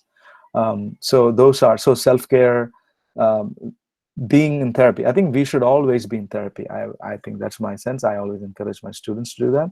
If you're going to be a clinician, you should better be in therapy yourself, because you are going to hear stories or emotionally toxic stuff that will be with us. And even suicidality among the mental health professionals is pretty high.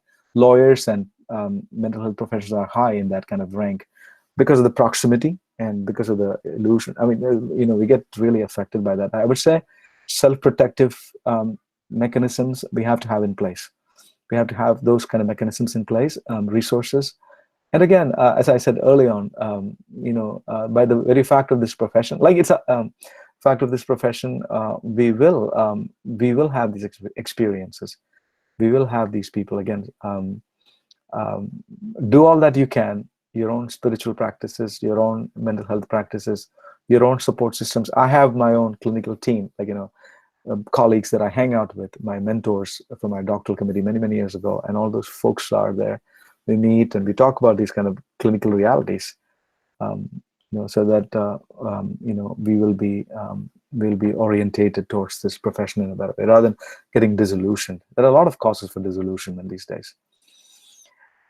Having good, I would say in the US also, I don't know about you, we have malpractice insurance.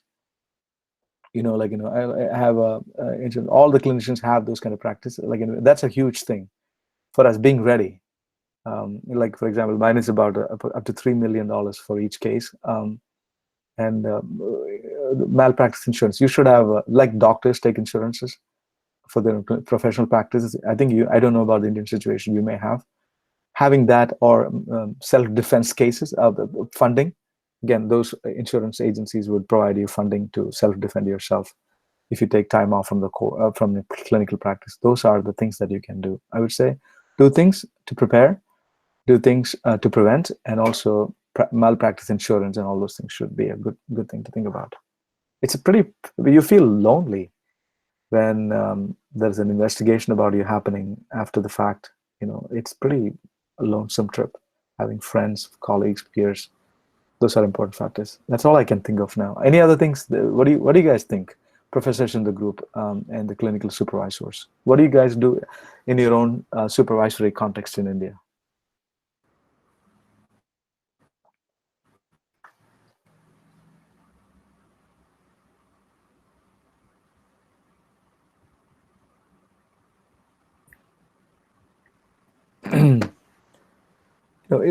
Feel free to add your comments about what you do in your context. We can take the next question.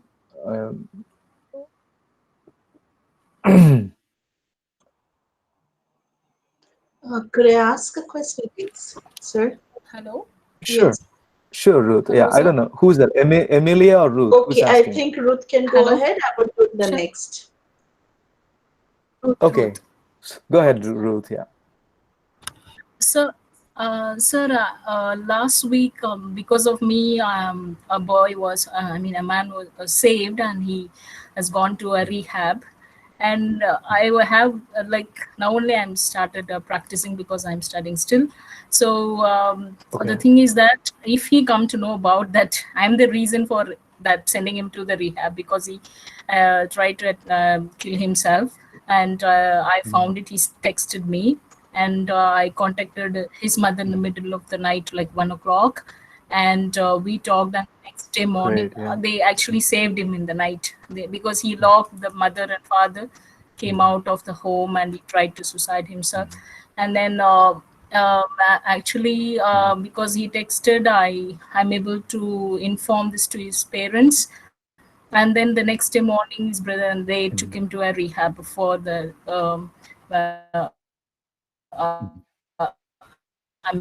for his to help him. And the thing is that if he come to know that I helped, because he's also I come to know because I spoke to him a day before. I never spoke to him before, but when I spoke that he was in depression, he's before he is attempting to suicide, and he took drug. I think he took drugs on that. But when he saw me and he started crying in front of his mother only, and so I just as a counselor, what I can talk, I listened to him for nearly 2 or 3 hours. So that gave him a trust, and he trusted me. Because of that, Yeah. after 2 days, he texted that I want to end my life, and like that and all. So the thing is that when he come to know that I'm the reason for it, that I send him, that it will be a threat to me as a counselor. Like I want to know You mean a that threat? if Yeah. further in future, if I come across what I Yeah. So threat in terms of confidentiality, you violated confidentiality and talked to his mother. Is that the threat what you're referring to? maybe because he's taking drugs as well, and if you come to know that he may actually harm me, and maybe because he may. that way you can take. Are you saying he may harm you? He may hurt you? Is that what you're saying? Or Yes. oh, okay. Wow. Okay. So there are two intentions. Two, like you saved his life. That's one factor.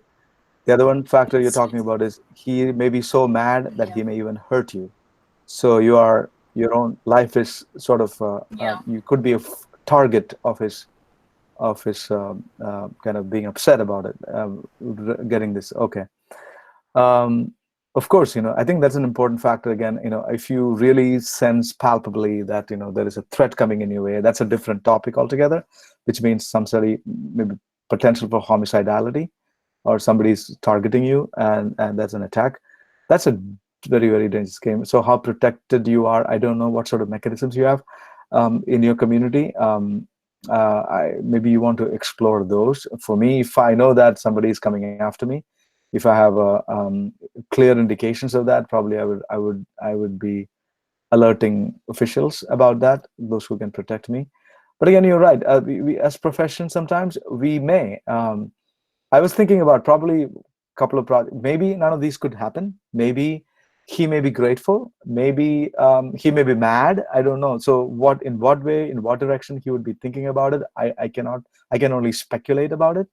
But if you think that your life is in danger because you did X, Y, Z, then you may want to take the measures that is needed in your local community.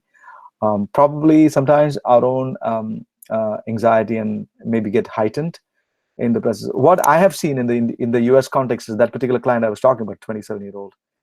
We lost her. We lost her to the practice. She was so mad at the whole thing, and she was upset that I called for help, and she was taken to the psychiatric ward that evening at around 8 o'clock, 8:30. So she never came back to us. So again, that's one kind of threat. A threat to the, not a threat. In fact, we lose a client, but the threat that you are thinking about is a very serious factor. Again, probably we should talk about it in another context, I guess. But again, because it's a different topic, and you are being a target of somebody's wrath, or somebody's anger, or being upset. I don't know what sort of mechanisms you have in place. If I know for sure, if it's going to happen to me, if I know for sure, then I will take the measures, maybe alerting the officials about that, those kind of things that you can do. Maybe I would say talk to your immediate supervisor about this in your clinical context, about your cases. Like I remember a case where, not to, I don't want to scare anyone, but it happens very rarely. In New York, a clinician was stabbed to death. Again, that's not because of suicidal client, something else, because I think it was, in that case, the client fell in love with the clinician, wanted to marry the clinician, and she said no to him. She ended the therapy. That's a different game. That's another game. And then they stalk you, and because they love you. Clinicians are always the best people in their world, right? So because you are compassionate, kind of, that's a different kind of game. But your case, I would say, Ruth, talk to your supervisors, and I would say, especially when your life is in danger, when you think that it is. I'm so sorry about that. Yeah. It's that the boys' parents are very supportive to me, because they are so thankful to me that I saved. Who would not be, right? I mean, even he should be thankful also in some ways when he comes to the some sense. I think probably it may be, it may work out again. Yeah, it may work out well, Ruth. I mean, sometimes people become grateful. Sometimes clinicians talk about that. Clients come to their sense later on, saying that they thank the clinician for saving their lives. But just be careful also, I would say, if you have enough data to show that there could be a possibility. I think, yeah, sure, you're welcome. Good luck. I'm so sorry. Thank you for saving that patient. That's a great thing. That's what we do, right? Emilia, you had a question before Ruth started. Yeah, you're welcome, of course. Yes. Thank you. Yes. I'm a training counselor at Roshni, and this question might sound very basic, but nevertheless, I'll just put it forward. It's somewhat in context with what Ruth said, but it's not about, the life being at stake or, threatened. It's about confidentiality. What I would like to know is, since I would be out in the field now, is that when we enter into a confidentiality agreement, right? Correct. So at what point of time can we feel free to break that agreement, and how would it affect us since we are into that agreement? At which point of time do we think of breaking it, and how do we do it? It's a great question, Amelia. That's a fantastic question. Again, it's related to the ethics, also ethics and the state law, right? For example, in the US, ethics is very clear, and also the state regulations are clear. If you, in your clinical role, have some information that I don't know about the Indian context, I think it would be same. If you, in your clinical position, have data that the client is homicidal, that is hurting others and killing, or suicidal, a threat to himself, then your role is to protect. So if you have enough data about that, at least you can make that judgment call. As I said earlier at the beginning, the first couple of sessions, first couple of slides, I said you can make that call. But again, that has to be justified in some ways. And that breaking of confidentiality, for example, for me, that client who came to us and who was with us for a while, and I had to break the confidentiality, and I had to call a psychiatric ward. I didn't have any permission from her to contact the psychiatric ward. I had no permission to contact the police officer, the police department right away. So those are exceptions. So when the client becomes a threat to self or others, then confidentiality, the principle of confidentiality ends there. Again, but you reveal only, not all the information related to that case. Again, the most important information related to the death, related to the loss of life situations. Again, you don't give all the details to the police officer. Oh, this is, but you said you are really concerned as a clinician that the client would take his or her life. Then so you can break confidentiality. I don't know about it. So state of Connecticut, in the United States federal law, they protect us in such situations, and we can justify ourselves. There may be court proceedings we have to go through, but still, I think that's why I would say defense and all those things are important. Defense funding and sort of malpractice insurance will help you with that kind of process. But I don't know about the Indian scenario. Maybe some of your professors or clinical supervisors can shed more light about that Indian law associated with that. I have not looked clearly into that. So that's what I would say. You can break confidentiality in those extreme situations. We have four situations. When there is an elderly abuse, you can break confidentiality. When there is a child abuse, you can break confidentiality. When there is homicidality, including terrorism, we can break confidentiality. A client comes to us and says, "I'm going to bomb." You're not bound by confidentiality anymore. And when the client becomes a threat to self, you can break confidentiality to get help, I would say. So those are the things.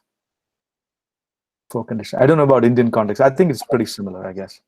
Maybe it's your supervisors or professors here can talk about it or share something if they're willing to. Great question, Emilia. Thank you.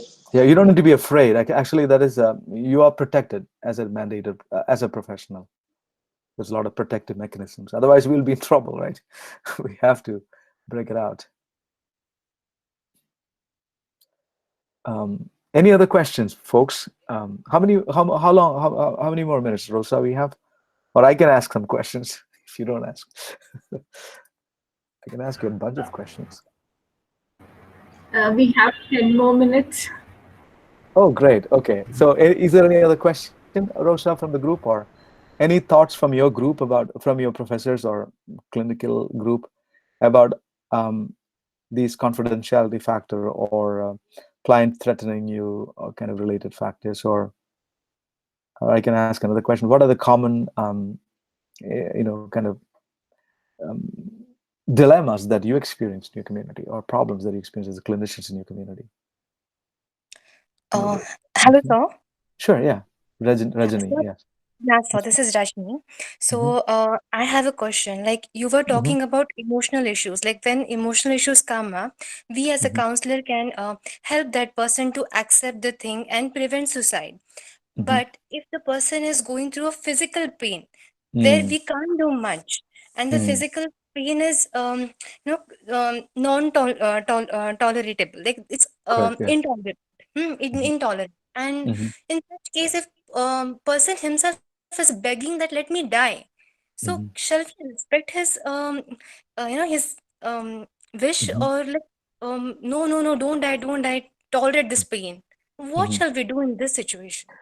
Yeah, I think the first principle is that alleviating pain, whether it's physical or emotional. And as a clinician, you cannot prescribe medication or you cannot take any medical procedures to alleviate. So they understand what the source of pain is and what is preventing him or her to seek the medical help that he or she needs. Because we could be the facilitators of such conversation. That's why there's always a collaborative care team, right? Because in some cases, other healthcare professionals, medical doctors, others can provide the necessary help to alleviate pain. So sometimes people talk about it especially in the elderly people that we have assisted suicide. We talk about those as a topic in the conversations here. Again, they are so much in pain, they are in the last stages of their cancer, or they are going through that physical terminal illness, and then you could be part of the treatment team, although you are not, you cannot take away that pain from them. So connecting with the sources, right team, or facilitating conversation, providing support to the family, and including the individual, those are your jobs. So you become aware of your limitations, and also you become aware of your role to connect the patient to other sources, or what is preventing him or her to seeking out the help that he or she needs to alleviate that physical pain. Those are the things that you can do. Sometimes people don't know how to talk about this outside. So you become a kind of a facilitator for those conversations, triaging, and then collaboratively, kind of creating all that collaborative care network, I would say. It is not very uncommon, but hearing the pain is very important. We want them to be safe. We want them to live. We want them to be away from pain. I think that's where our role comes in, to listen to the pain, understand the gravity of the pain, and also the help or the resources that they need to alleviate that pain, I would say.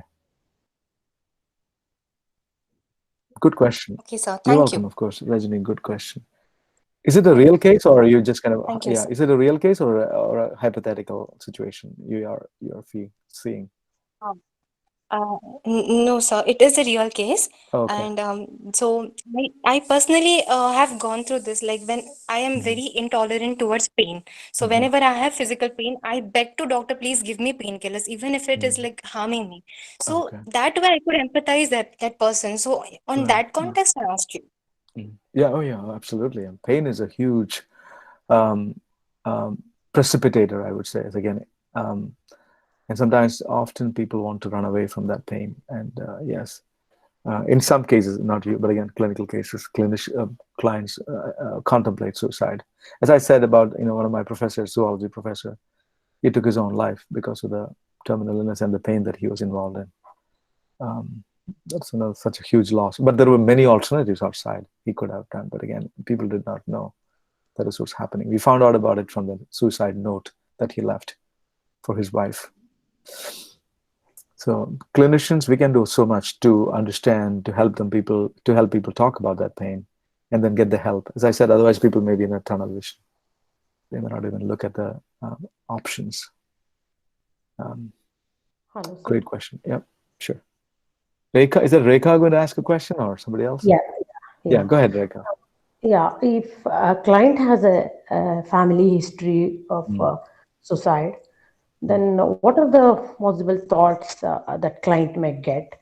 And also the second part is, if they have gone through child sexual harassment, and if it is ignored by the parents, and when she, after the marriage, if she has a trust issue, but the suicidal thoughts may have coming, but it will not be connected to the trauma she has. But how to identify, and what type of thoughts they get? How to look into such clients? Yeah, that's a very, very important question also, Rekha, I would say. I had a case like that, when I was in Bombay. I was part of a community, and then there was a sexual abuse going on in that case, a teenager. I don't know whether I told this group before in my previous presentation. And then we were suspicious of suicidality. And again, a few years later, she did take her own life through hanging. So I missed some part, Rekha. Did you say that there was a sexual trauma or sexual harassment, or did I misheard it? No, sexual trauma, no, it's a sexual harassment in the childhood, but it is ignored and not noticed by the parents. So when in the marital state, she has trust issues and suicidal thoughts to come because she's not able to put it out. Right, exactly, right. So yeah. So I think, again, that's an attachment disruption right there. Like, it happens early on in life, did not get the help that she needed. Was the sexual incident happened by the caregivers in the family, or extended family members, or somebody in the family? Extended family. Okay, so but then the family did not respond to that, right? Family did not get the help that she needed. Yes. Okay. No, so the time the parents were not that informative. They were not known what to do. Ignored it. In some cases, they ignore it. Again, I don't know about that. So what do we do in that case? So the person is an adult now, right? Is an adult person now. Yeah. Okay. So I would say, again, trauma-related work and then family of origin-related work is important in the clinical context. Unraveling what happened and why it was not heard. And then there's a lot of remorse associated with that. There could be a lot of remorse associated with that, or kind of, family not being there for her or him. I guess it is she in this case. So I think so that can bring some sort of healing in some ways, and getting the and the parents can really respond why they did not. If the parents are still alive, part of the family therapy processes, we can bring some healing to that. Because why is it important? Because that may heal the basic component, and that healing is very crucial for developing new trust in the new relationship. So I think there's a bunch of factors, family of origin related factors. You may want to look into family therapy for those factors. And does she experience similar sexual harassment or trauma in her current relationship? That's something to look into. If it is there, it has to be stopped in some ways. Again, person has to be heard. Person has to be acknowledged for the long history of non-responsiveness by the parents, for the family. I think all those factors have to be contributing to the healing process, I would say.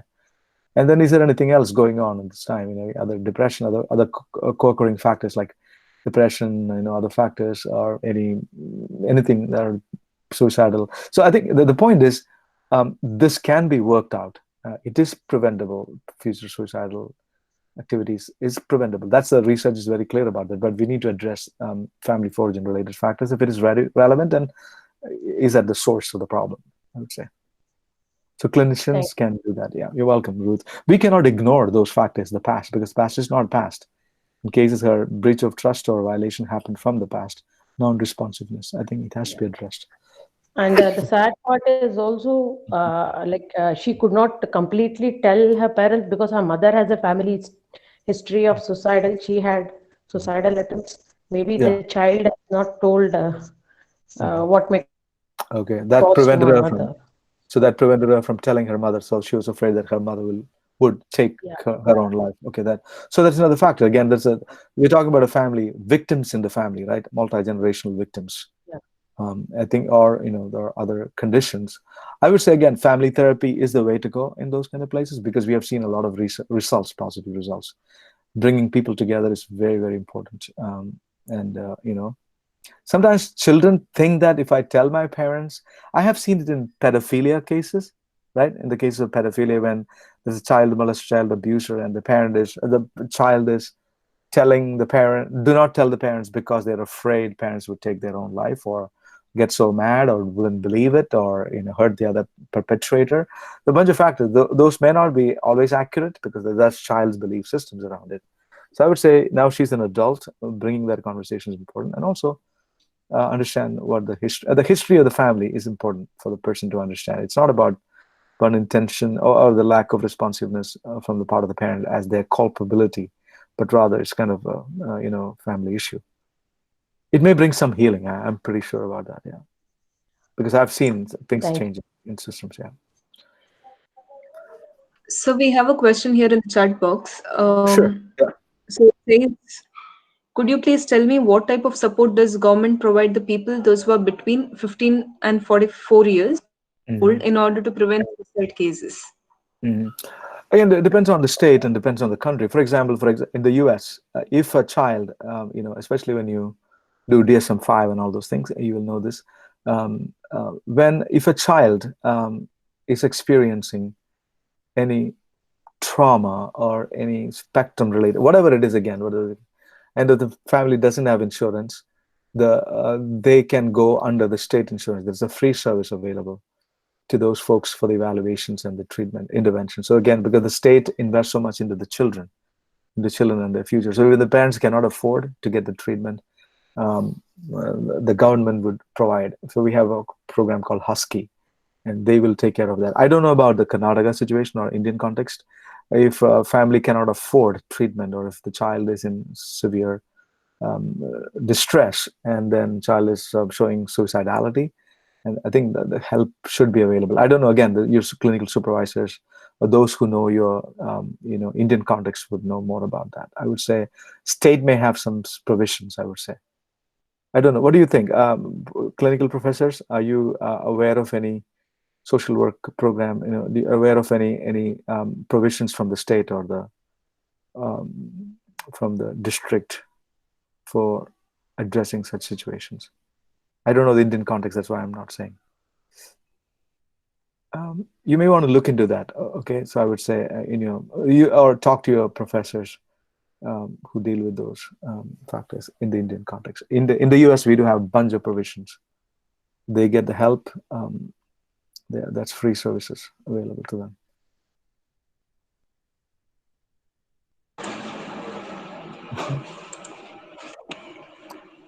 Yeah, is it a question coming along? Oh, Jen. Okay, thank you. Yes, sir. So we have passed 7 minutes than 7.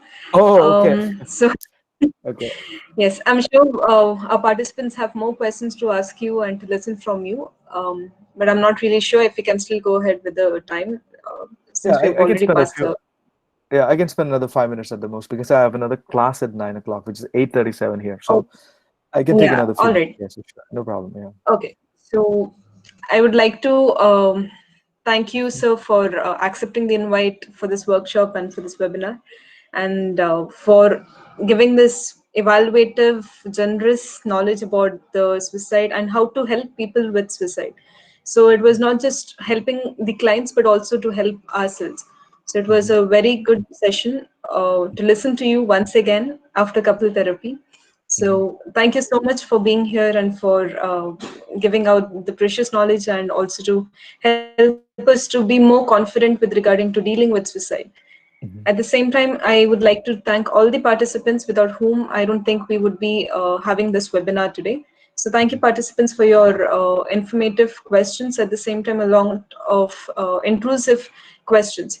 So we are delighted to have you, and at the same time I thank Ms. Rosa, HOD of the department, Ms. Wilsey, Ms. Priya, for having us being here for this workshop and for giving us an opportunity to listen to you and at the same time on suicide. So thank you so much, sir. You're welcome. If I may say one last word again, thank you, Yes. Jennifer, and all of you. And I think it's as clinicians, it's an important thing. As I said, one word again. I see some sisters, and I don't know some other people who are in the religious context. Again, your role is extremely important in this case. Sometimes, I think, from Indian context, I think my sense is that often people go to their religious, professional, religious people and their consecrated people are to confide in them. I think that's an important area for them. And again, knowing about this phenomena of suicide, and then sort of, I think you can really create that space. Although you may not be in a clinical context, at least refer the cases to clinicians who can get the help. So again, it's a huge resource. You religious people are such a huge resource for the Indian context, especially for the clients. You can be a referral source for other people, or you can connect them to right sources, clinicians here or outside. Thank you, everyone. Have a great evening, and I really enjoyed it, and I wish we had more time. And I will make sure that you will have this made available to you, the presentation made available to you either tomorrow or the day after, for sure. All right? Yes, sir. Thank you so much. Good night to you. Good evening. Thank you, sir. Thank you, sir. Thank you so much. Sure. Thank you, sir. Bye. Take care. Good night. Thank you, sir. I request all the participants to kindly fill in the feedback form. Thank you. Have a pleasant evening, everyone. Thank you so much.